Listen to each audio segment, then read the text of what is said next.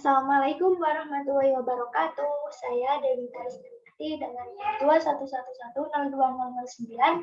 Di sini saya akan membahas tentang sejarah bahasa Indonesia.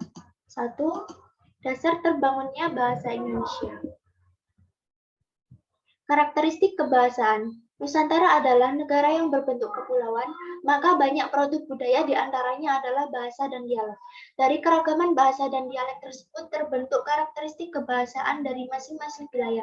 Kegiatan yang mempertemukan para pedagang dari berbagai wilayah dengan berbagai bahasa tersebut tidak bisa berjalan dengan lancar, karena tidak ada persamaan persepsi yang jelas dari bahasa yang mereka gunakan. Oleh karena itu, diperlukan bahasa yang bisa dipahami untuk menyampaikan gagasan dan pemikiran dalam proses komunikasi. Proses seleksi bahasa perantara. A. Bahasa perantara yang ideal. Ciri-ciri bahasa yang memiliki peluang untuk bisa menjadi bahasa perantara adalah sebagai berikut. Bahasa daerah yang adaptif dan mudah dipelajari, tidak mempunyai stratifikasi sosial bagi penuturnya, tidak berdasar pada waktu atau saat penggunaan bahasa. B. Penetapan bahasa Melayu sebagai bahasa perantara. 1. Asal-usul penetapan bahasa Melayu. Asal-usul bahasa Melayu berdasarkan rumpun bahasa Austronesia. Memperhatikan wilayah geografis penduduk yang menggunakan bahasa Austronesia adalah Pulau Formosa, Kepulauan Nusantara, Mikronesia, Melanesia, Polinesia, dan Madagaskar. Bangsa Austronesia bermukim di Taiwan, bekerja sebagai pelaut, bermigrasi ke Filipina, Nusantara, dan ke seluruh Samudra Pasifik, sehingga memungkinkan bahwa asal-usul bahasa Melayu adalah bahasa Austronesia. Klasifikasi bahasa cabang Melayu Polinesia yang disederhanakan oleh Bob dan Ross tahun 2002. A. Proses Melayu Polinesia Barat Luar atau bahasa Kalimantan Filipina, terdiri dari banyak bahasa, yaitu bahasa Dayak Ngaju, Gorontalo, bahasa Bajau, bahasa Minahasa, Tagalog, Cebuano, Hilikianan, Ilikano, Kapampangan, Malagasy, dan Talsuk. B. Bahasa Malayu Polinesia Barat Dalam, contoh Indonesia Barat, Bugis, Aceh, Cham di Vietnam dan Kamboja, Sunda, Jawa, Bali, Jawa. C. Bahasa Malayu Polinesia Inti, menyebar dari Pulau Sulawesi. D. Bahasa Malayu Polinesia Tengah Timur.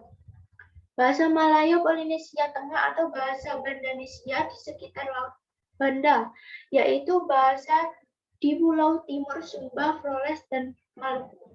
2. Bahasa Malayu Polinesia Timur atau bahasa Melanesia, yaitu di Halmahera Selatan, Papua Barat Laut, beberapa bahasa di Pulau Halmahera dan di sebelah barat Pulau Irian, contohnya bahasa Tabah dan bahasa Biak.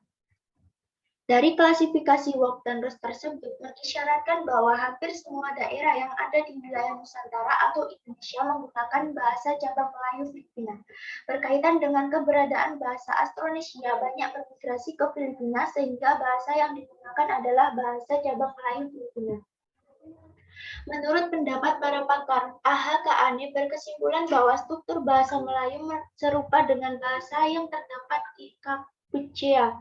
J.R. Foster berpendapat bahwa terdapat kesamaan pembentukan kata dalam bahasa Melayu dan bahasa Polinesia. W. Marsden mendapati bahwa bahasa Melayu dan bahasa Polinesia, bahasa yang digunakan di beberapa buah pulau yang terdapat di Lautan Pasifik, merupakan bahasa yang serupa.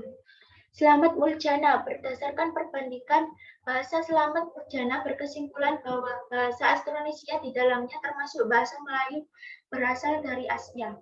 Hendrik Kern, Belanda, dan Robert von Heinegelden, Austria. Teori mereka menyatakan bahwa bangsa Melayu berasal dari kelompok Austronesia, yaitu kelompok manusia yang berasal dari daerah Yunan di Cina yang kemudian berhijrah menduduki wilayah Asia Tenggara. Gelombang pertama 2500 tahun sebelum Masehi yang dikenal sebagai Melayu Proto, gelombang kedua 1500 tahun sebelum Masehi dikenal sebagai Melayu Deutero. Golongan Melayu Deutero ini yang dikatakan sebagai nenek moyang masyarakat Melayu yang ada masa kini. Bahasa Melayu berasal dari rumpun bahasa Austronesia, manakala bahasa-bahasa Austronesia berasal dari bahasa Austris. Dari uraian di atas dapat disimpulkan bahwa bahasa Melayu berasal dari rumpun bahasa Austronesia. Bahasa Melayu juga merupakan bahasa yang digunakan sehari-hari oleh masyarakat Semenanjung Malaka, Kepulauan Riau, dan Sumatera, Kalimantan, Sulawesi, dan hampir di seluruh wilayah Nusantara. 2. Penyebaran bahasa Melayu di wilayah Nusantara. Selain para pedagang, penyebaran bahasa Melayu ini juga dilakukan oleh para misionaris yang datang ke wilayah Nusantara. Mereka lebih memilih belajar bahasa Melayu daripada bahasa-bahasa lain yang ada di wilayah Nusantara. Keberadaan misionaris dan para pedagang memberikan pengaruh besar terhadap meluasnya penggunaan bahasa Melayu di wilayah Nusantara. 3. Penggunaan bahasa Melayu. Periode Melayu kuno abad ke-7 sampai 13. Melayu kuno mencapai puncak kejayaan pada masa kerajaan Sriwijaya dari abad ke-7 sampai abad ke-13. Pada waktu itu, bahasa Melayu kuno telah menjadi lingua franca karena sifat Melayu yang sederhana dan mudah menerima pengaruh dari luar. Bahasa Melayu kuno tidak terikat perbedaan stratifikasi penuturnya dan lebih mudah dipahami. Bukti penggunaan bahasa Melayu kuno ditemukan pada batu-batu bersurat pada abad ke-7 yang tertulis pada huruf Pallawa, yaitu batu bersurat prasasti di Kedukan Bukit di Palembang tahun 683 Masehi, batu bersurat prasasti di Talang Rumo dekat Palembang tahun 684 Masehi, batu bersurat prasasti di Kota Kapur, Pulau Bangka tahun 686 Masehi, batu bersurat prasasti di Karang Brahim Meringin, daerah Hulu Jambi tahun 686 Masehi. Penggunaan bahasa Melayu kuno menyebar sampai ke Jawa Tengah, ditandai dengan ditemukannya prasasti Sajamerta, prasasti Sajamerta yang dibuat pada awal abad ke-7, tepatnya di Desa Sajamerta, Kecamatan Reben, Kabupaten Batang, Jawa Tengah. Prasasti Sajamerta menggunakan aksara Jawa kuno Kawi dengan bahasa dialek Melayu kuno. Prasasti Sajamerta adalah peninggalan Wangsa Syailendra, Kerajaan Hindu Mataram kuno. 2. Prasasti Manjujiringga, Candi Sewu.